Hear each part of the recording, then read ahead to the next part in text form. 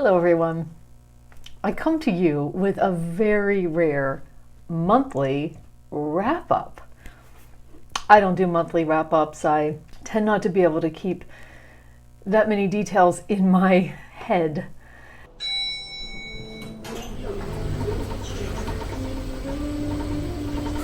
So I'm usually talking about what I'm reading as I'm reading it and then letting all of those details go. But I happened to look at the list of books that I've read in October because recently, just a few months ago, I started breaking down my list of, I keep a Word document of books that I read, and I started over the summer to delineate between the months, like actually break them out into months. I've tried that a couple times and then I forget.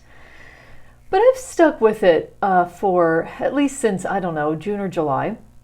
So I was able to really take notice of the books that I've read in October. I also started thinking about the books I read this month when I just finished my second Moshfesh. I finished Eileen, which was in the first couple days of November. But it just got me thinking, like, wow, I read two Moshfeghs, my first two Moshfeghs ever, basically in October. So that's really cool.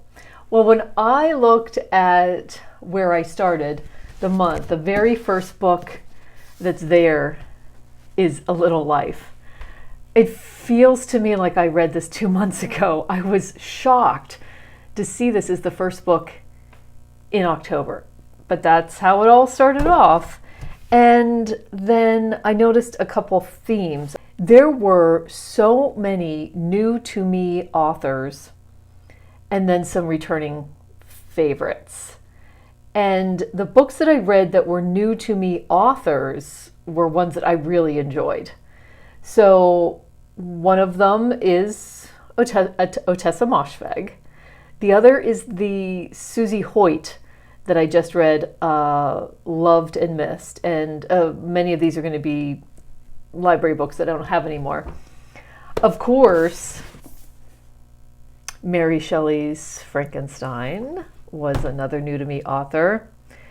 Shirley Jackson, I didn't grab that book from downstairs because it's in the donate pile now. Shirley Jackson's We Have Always Lived in the Castle. And Julian Barnes. Never read a Julian Barnes before, and that was, what was it called? The Sense of an Ending. I really, really enjoyed that book. Those two are in the donate pile. And then Mona Awad. I read my first Mona Awad, Rouge, and I've been thinking about it ever since. I listened to one of those wonderful interviews by Jalen at Bar in the Bookcase recently. After I read Rouge, I listened to the wonderful interview he did with Mona Awad. And not only did my thoughts develop more after I left the book, they definitely developed more after I heard that interview. So, of course, I highly recommend any interview that Jalen's done with an author, but I came to appreciate that book more. I think I read it too fast, and I will definitely be looking to read Cursed Bunny. And then Alyssa Song-Siradej, I read Little Rabbit. It was her debut novel too, so that was cool. So a lot of really great new authors to me, and then one debut that really stuck out. Returning favorites in October there was just a bevy of them. Rosemary Tonks, I read the New Directions republishing of The Halt During the Chase.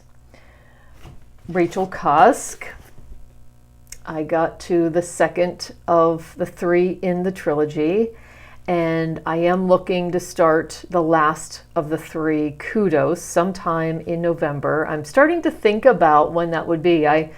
You know me, I don't plan my reading, but because I've read one of these books a month, I would really like, if possible, to get to Kudos, and Been talking with someone that reached out that would like to maybe get to it also in November. So that may be happening. Annie Ernaux, I read The Possession in October. I also read another Margaret Drabble. I finally finished Jerusalem the Golden. Certainly The Millstone is my favorite of the couple that I've read.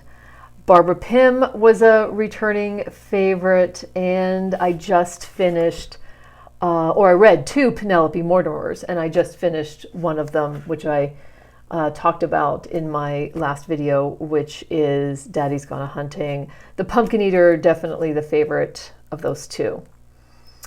A wonderful month of reading. What will November bring? I mean, I've just finished Eileen, so...